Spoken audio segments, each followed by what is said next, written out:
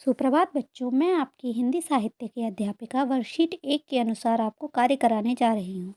अध्याय 16। अध्याय का नाम कुंडली।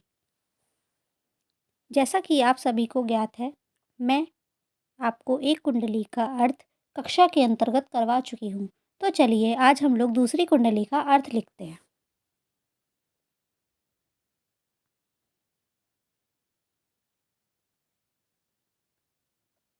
निम्न पंक्तियों की संदर्भ प्रसंग सहित व्याख्या कीजिए।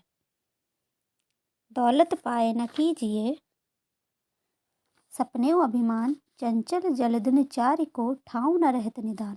ठाऊ न रहत निदान, जेत जग में जस लीजे, मीठे बचन सुनाए, विनय सब ही की कीजे। कह गिरिधर कबीराय, अरे ये सब घट तोलत, पाहुन निषिद्ध चार रहत सब ही के दौलत। चलिए अब हम इसका संदर्भ लिखते हैं।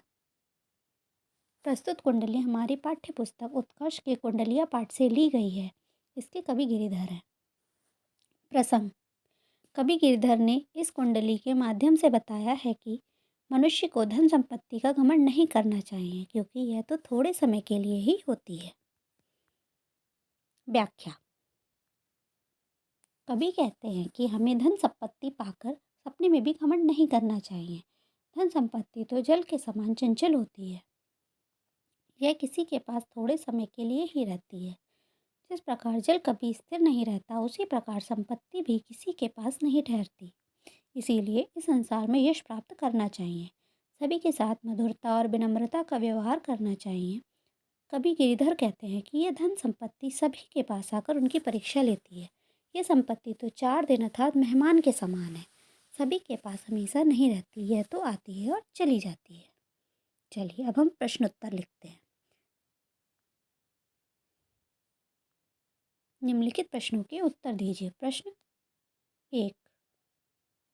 पहले पद में कवि ने क्या संदेश देना चाहा है? उत्तर।